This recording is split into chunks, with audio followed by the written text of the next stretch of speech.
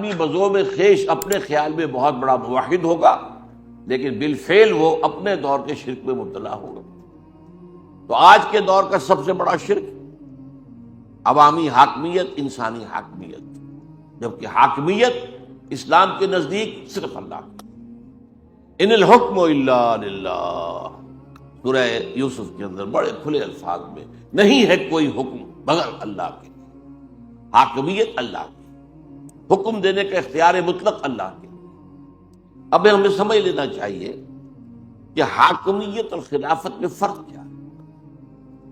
دیکھیے، حاکمیت سے مراد یہ ہے کہ اس قانون سازی کا مطلق اختیار موجود ہو، جو چاہے قانون بنائے، اور نمبر دو، ہر معاملے میں آخری فیصلہ اسی کے حق میں ہو، اس کی حاکمیت۔ خلافت کیا ہے؟ کسی اور کی حاکمیت کے تحت ایک محدود حد تک نیابت، اس کے نائب کی حیثیت سے عمل کرنے کا اختیار، یہ خلافت۔ اب ان دونوں کو سمجھ لیجئے۔ میں پہلے ذکر کرتا ہوں بادشاہت کا۔ یہ اصل میں معاملہ جو ہے، یہ سوشل ایوولوشن کے مختلف مدارج ہیں۔ ایک زمانہ تھا کہ ہمارے آباء و اجداد جو تھے وہ کوئی غاروں میں رہتے تھے، کوئی نظام کوئی تھا ہی نہیں، نہ سیاسی نظام، نہ کوئی معاشی نظام، کچھ بھی نہیں۔ اس کے بعد پھر بنا، قبیلہ بن گیا، قبیلے میں اختیار اس کے سردار کے ہاتھ میں آ گیا، اس کی بات ماننی پڑے گی، سردار ہے، اس قبیلے کی یہ ریت ہے، آپ اس قبیلے سے ہیں، آپ کو اس کی پابندی کرنی پڑے گی۔ تو گویا کہ جیسے جیسے نظام بڑھا تو پابندیاں لگنی شروع ہوئی۔ اس کے بعد آیا معاملہ سٹی سٹیٹس، 2 3 4 5 قبیلے آ کر ایک جگہ پر آباد ہو گئے۔ اب ہر قبیلہ اپنی جگہ پر انتظامی ایک یونٹ ہے، ہر قبیلے کا سردار ہے، وہ اپنی جگہ پر انتظامی یونٹ ہے۔ پانچوں کے درمیان کیا معاملہ ہوگا؟ اب یہاں سے دستور کا معاملہ شروع ہوا، کوئی قواعد ہوں گے، یہ پانچوں کے درمیان معاملات کیسے طے ہوں گے، کون طے کرے گا، کس کو کیا اختیار ہے۔ اب یہاں پر معاملہ جو ہے گویا کہ اگلی سیڑھی آ گئی۔ اس کے بعد آپ کو معلوم ہے کہ عظیم امپائرز بھی قائم ہوئی، حکومتیں، شہنشاہیت۔ اب میں اس دور کی بات کر رہا ہوں جب کہ انسان بادشاہت کے تصور سے آشنا ہو گیا تھا، گویا کہ وہ پریلیمنری سٹیجز سے گزر کر بادشاہت تک آ گئے۔ اب بادشاہت ایک تھی اسلامی بادشاہت، ایک تھی کافرانہ بادشاہت۔ بادشاہت مشترک ہے۔ اسلامی بادشاہت کی مثال حضرت داؤد علیہ السلام بادشاہ تھے، لیکن وہ اسلامی بادشاہ تھے۔ اسلامی بادشاہ کو خلیفہ کہیں گے۔ اسی لیے میں نے آپ کو آیت سنائی ہے سورہ صاد کی، یا داؤد انا جعلناک خلیفۃ فی الارض۔ حالانکہ وہ بادشاہ تھے، ان کا بیٹا بادشاہ بن گیا۔ ابھی گویا کہ کوئی نظام اور تو تھا ہی نہیں وہاں پر۔ ان کے انتقال کے بعد ان کا بیٹا حضرت سلیمان علیہ السلام وہ بادشاہ بن گئے۔ تو گویا کہ خاندانی نظام چل رہا تھا، اور اس کے بعد حضرت سلیمان کے 2 بیٹوں میں سلطنت تقسیم ہو گئی۔ ایک حصے کا ایک بیٹا جو ہے بادشاہ بن گیا، دوسرے حصے کا دوسرا بیٹا بن گیا۔ تو یہ بادشاہت تھی، لیکن یہ بادشاہت خلافت تھی۔ کس معنی میں؟ کہ داؤد ہوں یا سلیمان، خود بھی اللہ کے حکم کے پابند تھے اور اسی کے حکم کو نافذ کر رہے تھے۔ یہ خلافت ہو گئی۔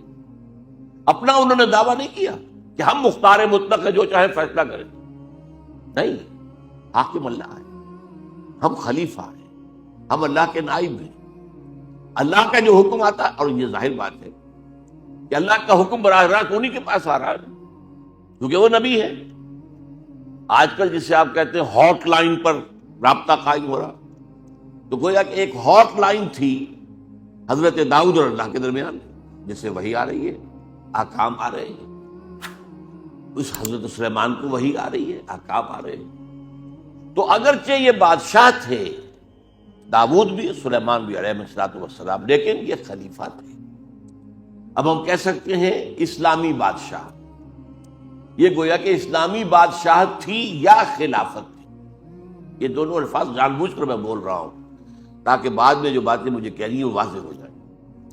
اب ان دو کے برعکس آئیے، نمرود اور فرعون، یہ بھی بادشاہ تھے لیکن یہ خدائی کے حقوق کے دعوے دار تھے، ہمارا حکم چلے گا، جو ہم چاہیں گے کریں گے۔ فرعون کا دعویٰ کیا تھا؟ الیس لی ملک مصر وہذہ الانہار تجری من تحتی، کیا مصر کی حکومت میری نہیں ہے؟ میں بادشاہ ہوں، میں مالک ہوں۔ اور یہ سارا آبپاشی کا نظام جو ہے، آپ کو معلوم ہے وہاں پر دریائے نیل سے آبپاشی، یہ سارا نظام میرے تحت ہے۔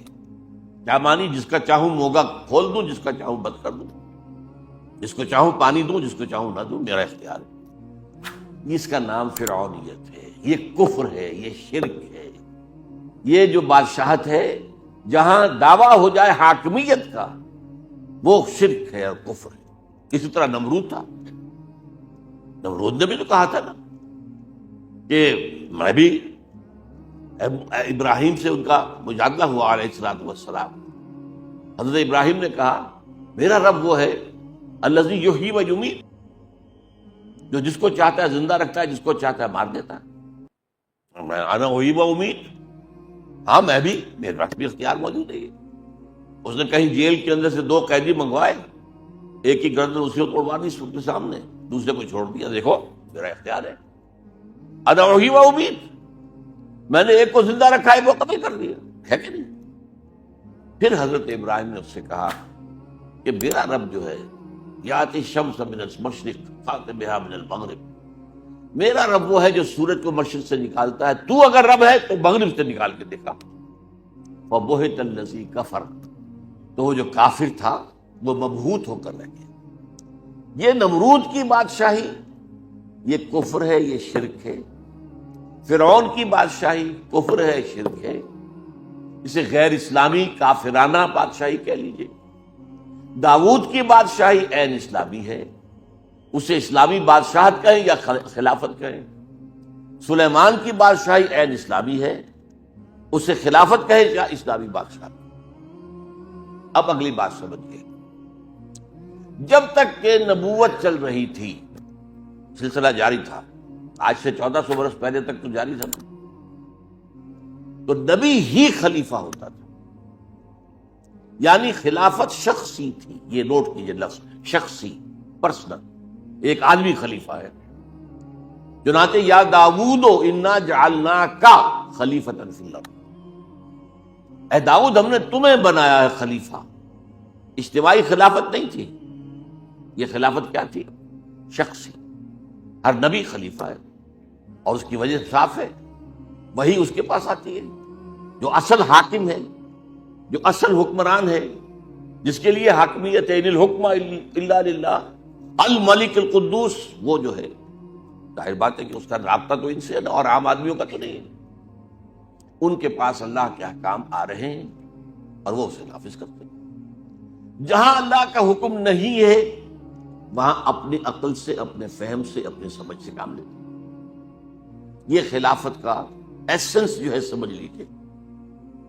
اس کو ایک بہت عمدہ مثال سے، جو ہمارے لیے بہت آسان ہو جائے گی، آج سے چلیے 65-70 سال پہلے کیا صورت تھی ہندوستان میں؟ ہمارا حاکم کون ہوتا تھا؟ وہ بادشاہ ہے جو انگلستان میں بیٹھا، یا ملکہ ہے جو انگلستان میں بیٹھی، سوورنٹی تو اس کی تھی۔ یہاں وائس رائے ہوتا تھا دلی میں۔ وائس رائے کا کیا ریلیشن شپ ہے اس حکومت کے ساتھ؟ جو حکم آ جائے گا، ہز میجسٹیز گورنمنٹ، اگر بادشاہ ہے تو ہز میجسٹیز گورنمنٹ کہیں گے، اگر کوئین ہے تو ہر میجسٹیز گورنمنٹ کہیں گے۔ جو حکم وہاں سے آئے گا تو وہ جو وائس رائے ہے لازماً اس کی تنفیذ کرے گا، اسے اختیار نہیں ہے اس میں رد و بدل کرنا۔ لیکن جہاں کوئی حکم نہیں آیا ہے وہاں وائس رائے کا کام ہے اپنی سمجھ سے کام لے، اپنے ذہن سے کام لے، دیکھیں موجودہ جو حالات ہیں، جو گیون سرکمسٹانسز ہیں، اس میں ہماری جو مملکت ہے، امپائر جو ہے، اس کے انٹرسٹ میں، اس کے مفاد میں کیا فیصلہ کرنا چاہیے۔ لیکن فیصلہ کون کرے گا؟ وائس رائے کرے گا، اس لیے کہ حکومت وہاں سے اصل حاکم کی طرف سے کوئی فرمان نہیں آیا۔ بس یہ ہے وائس ریجنسی کہہ لیجیے اس کو، یہی خلافت ہے۔ جو حکم اللہ کی طرف سے آ گیا وہ نافذ کرنا ہے، اس میں نبی کو اختیار نہیں ہے کوئی تبدیل کر دینے کا۔ البتہ جہاں کوئی حکم نہیں ہے وہ نبی جو ہے اپنی فہم، اپنی سوچ، اپنی صلاحیت، اپنی ذہانت، اس سے کام لے کر جو فیصلہ چاہے گا کرے۔ اچھا، یہ کب تک سلسلہ چلا ہے؟ جب تک نبوت جاری تھی۔ اس سلسلے کی آخری کڑی کون تھے؟ محمد الرسول اللہ صلی اللہ علیہ وسلم۔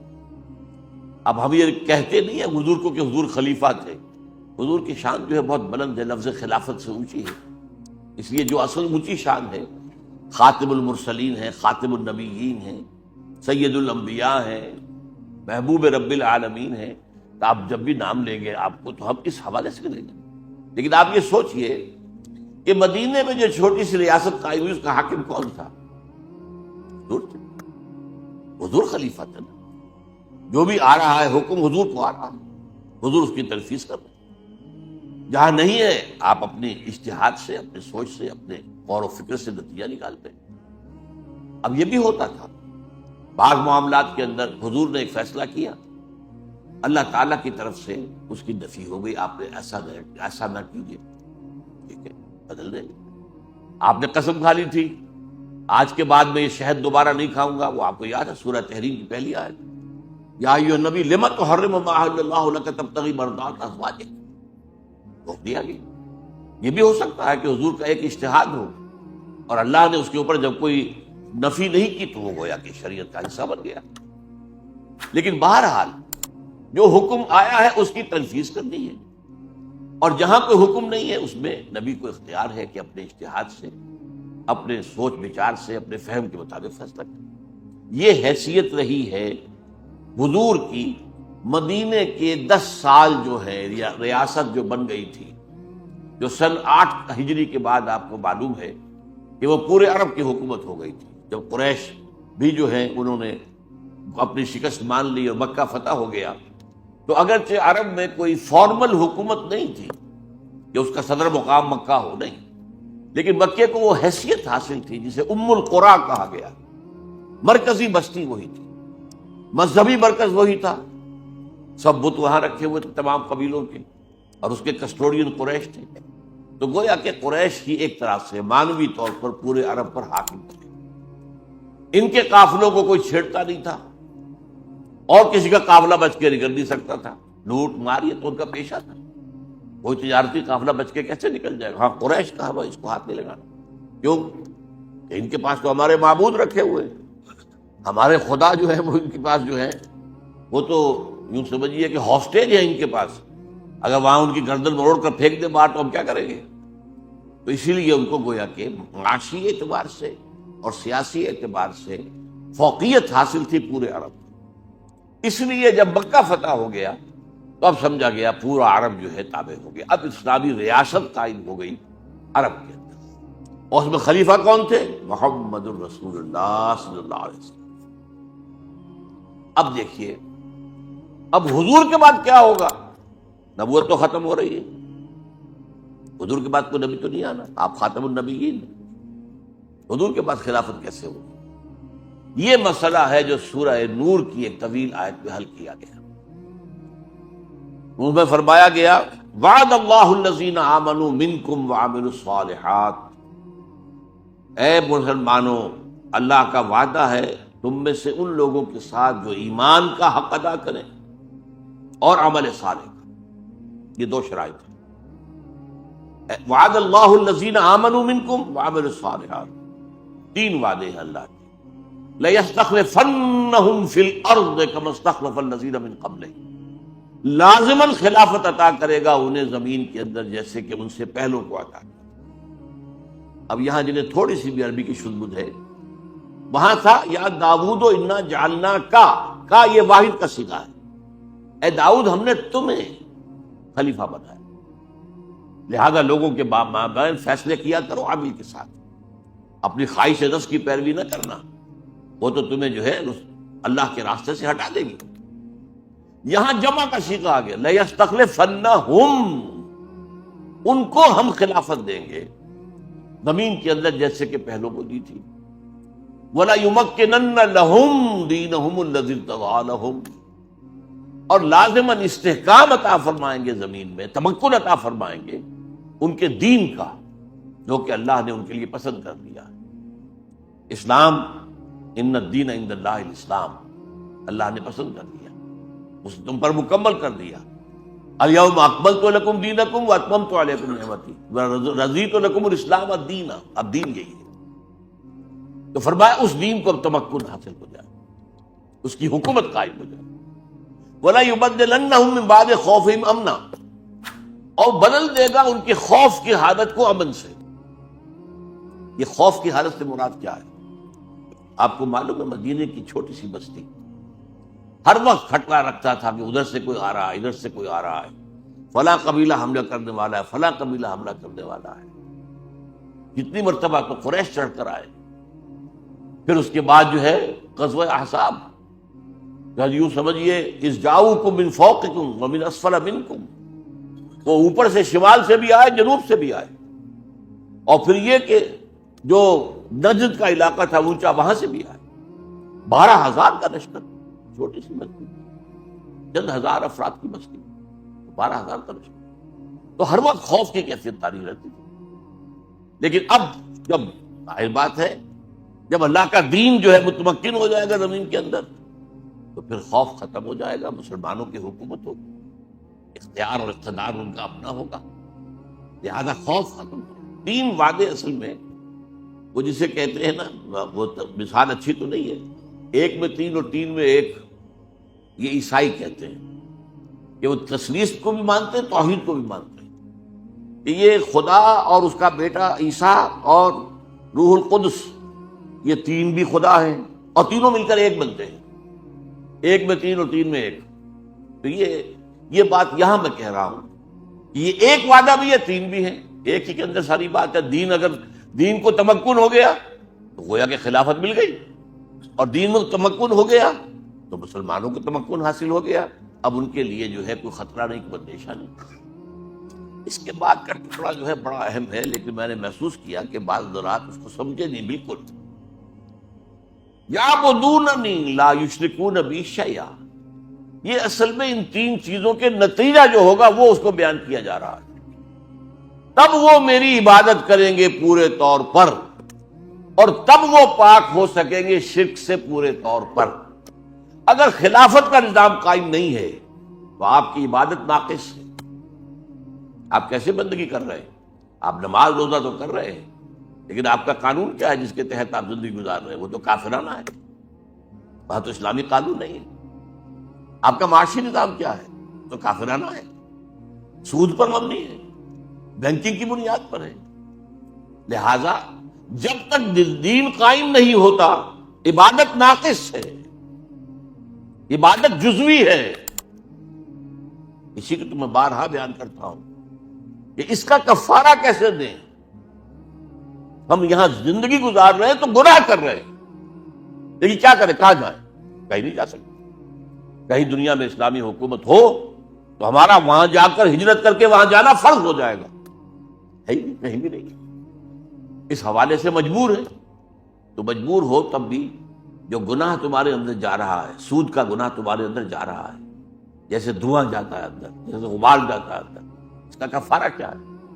کفارہ یہ ہے کہ اس نظام کے خلاف جد و جہد کرو اور نظام اسلام کو قائم کرنے کی کوشش کرو. اگر یہ کر رہے ہو تو اس گناہ کا کفارہ ہو جائے، اس گناہ کی تلافی ہو جائے. اور اگر اس نظام کو تسلیم کیا ہوا دل سے تو پھر تو تم اللہ کے باغی ہو، باغیوں سمیت ہو کر. اگر بش کہہ سکتا ہے، ایک عام سا آدمی، کون کیا ہے اس کی حیثیت؟ وہ صدر امریکہ تھا تو کچھ تھا بھی، حالانکہ ان کے ہاتھ میں کیا ہے؟ سارا یہودیوں کے اعلی کار ہے. اور اب کیا حیثیت ہے اس کی؟ یو آر ود اس اور اگینسٹ اس. تم یا ہمارے ساتھی ہو تو ہمیں ساری یہ چیزیں دو، نہیں تو پھر ہم تمہارے دشمن ہیں، تم ہمارے دشمن. اللہ بھی یہ کہتا ہے تم یا میرے ہو تو حزب اللہ میں ہو، حزب اللہ میں نہیں ہو تو پھر حزب الشیطان ہے. اللہ اللہ خیر. اس حوالے سے تو 3 باتیں جب ہو جائیں گی تب گویا کہ عبادت مکمل ہو. یعبدوننی، لا یشرکون بی شیئا، جب تک وہ نظام قائم نہیں ہوتا شرک ہے. اگر وہ نظام نہیں ہے تو آپ کا دستور اگر کافرانہ ہے تو شرک ہے. اگر کوئی بادشاہ بن کر بیٹھا ہوا ہے مطلق کہ جو چاہوں قانون بنا دوں، شرک ہو گیا. تو گویا کہ توحید بھی مکمل ہوگی کب؟ جبکہ حکومت اللہ کی ہو جائے. الحکم للہ ان الحکم الا للہ. اگر یہ بات کب ہوگی؟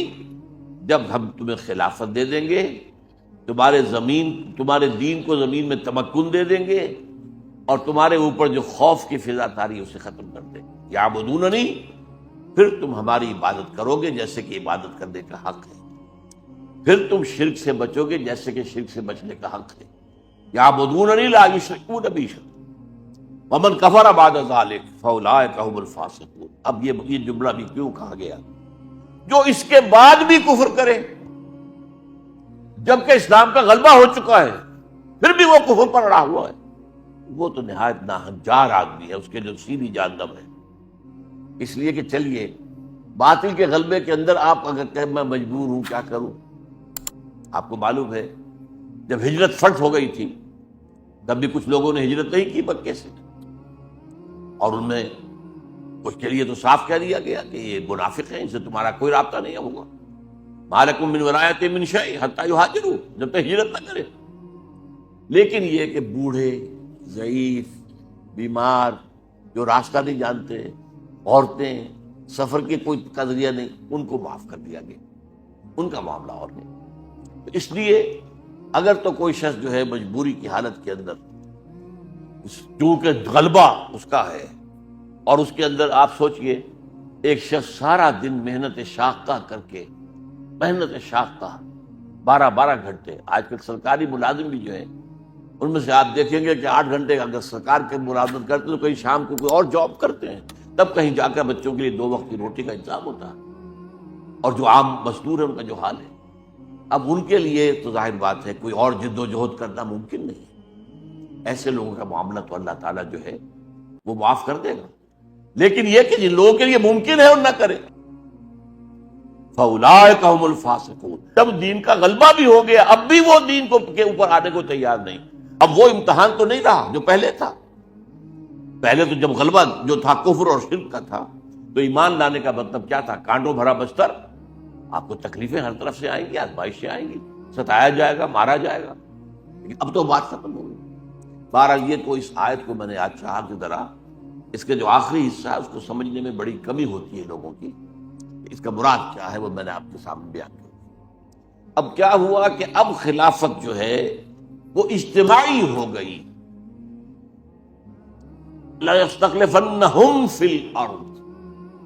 اب اسی کو دیکھیے، یہ جو سفر دین نے طے کیا، دین میں پہلے شخصی خلافت تھی، اس کے بعد اجتماعی خلافت ایک مسلمانوں کی، اہل ایمان کی.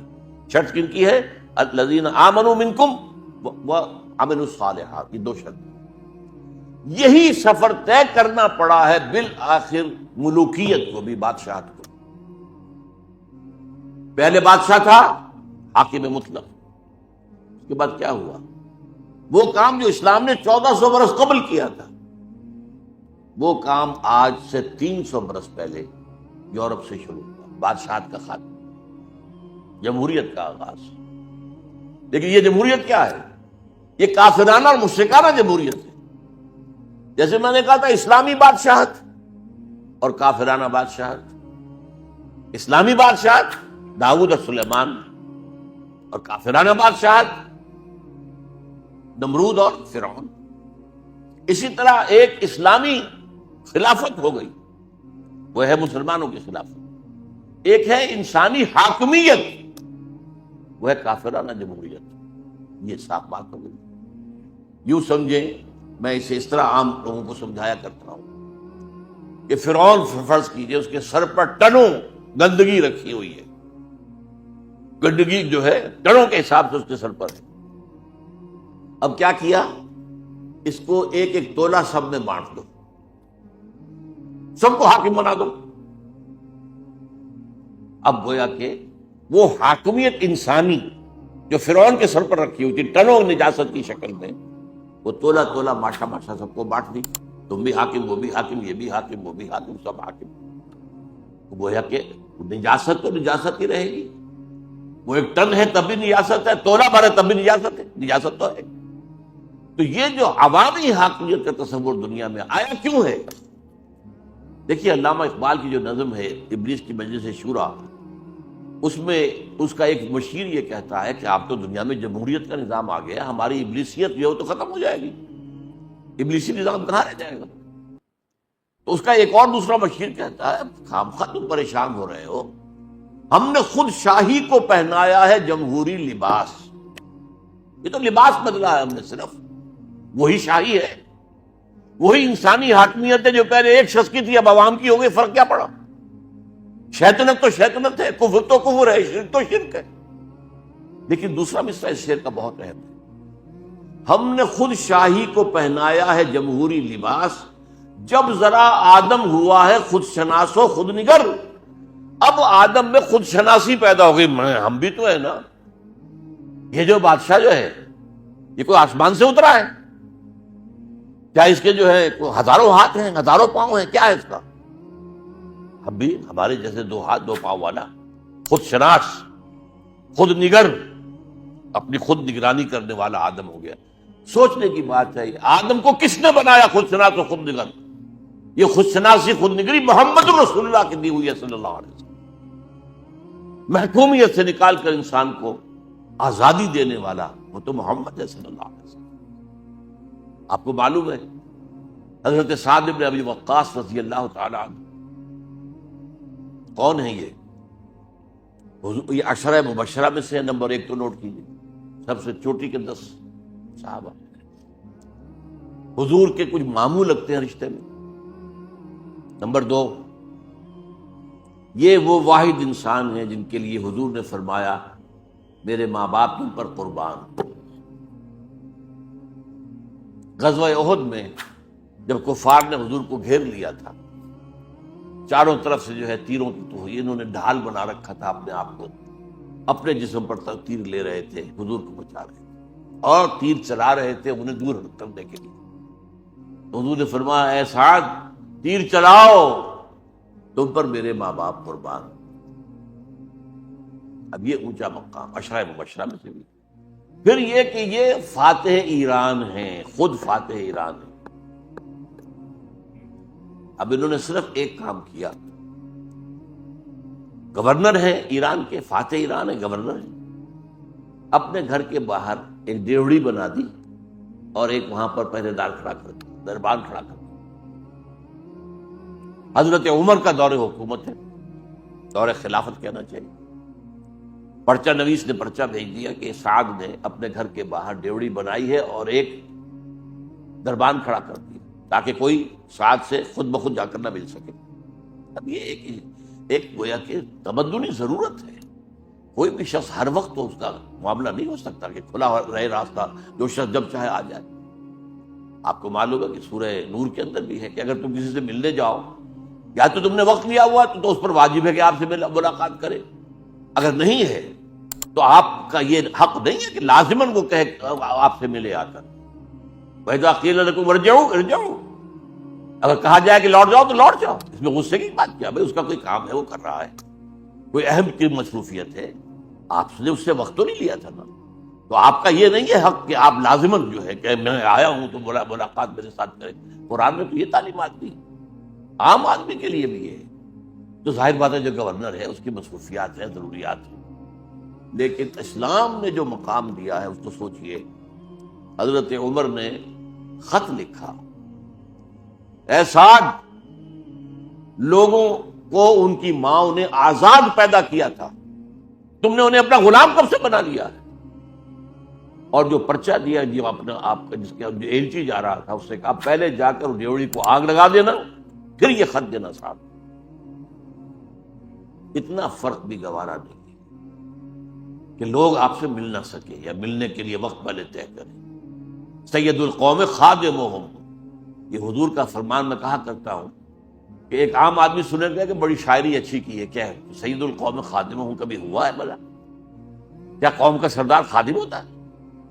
لیکن خلفاء کو دیکھیے، وہ خادم تھے، ان کا معاملہ کیا تھا؟ فرمایا کہ تم نے لوگوں کو ان کی ماں نے آزاد جنا تھا، تم نے انہیں اپنا غلام کب سے بنا لیا؟ تو یہ آزادی کس نے دی؟ محمد رسول اللہ۔ اب جب دنیا میں اس آزادی کا چرچا ہو گیا تو اب شیطان کو بھی یہ کام کرنا پڑا کہ اب وہ شخصی بادشاہت نہیں چل سکتی، وہ فرعونیت کا دور گیا، وہ نموریت کا دور گیا، اب تو ظاہر بات ہے کہ کوئی عوامی حاکمیت کرنی پڑے گی۔ تو ہم نے خود شاہی کو پہنایا ہے جمہوری لباس، جب ذرا آدم ہوا ہے خود شناس و خود نگر۔ یہ آدم جب ذرا ہو گیا ہے کہ اس کو اپنی حیثیت کا احساس ہو گیا ہے، اور آدم جو ہے اب یوں سمجھیے کہ بالغ ہو گیا ہے اب، اور یہ بلوغ کس کا عطا کردہ ہے؟ محمد رسول اللہ صلی اللہ علیہ وسلم۔ اسی کو اقبال نے دو اشعار فارسی کے جو کہے ہیں وہ بہت چوٹی کہے، ہر کجا بینی جہان رنگ و بو، زاں کہ از خاکش بروید آرزو، یا ضرور مصطفیٰ ورا بہاشت، یا ہنوز اندر تلاش مصطفیٰ صلی اللہ علیہ وسلم۔ تم جہاں کہیں بھی کوئی نور دیکھو گے، روشنی دیکھو گے، اچھائی دیکھو گے، جان لو یا تو یہ محمد کی عطا کردہ ہے صلی اللہ علیہ وسلم۔ یہ ساری ہائر ویلیوز، فریڈم، مساوات، حضرت عمر سفر کر رہے ہیں،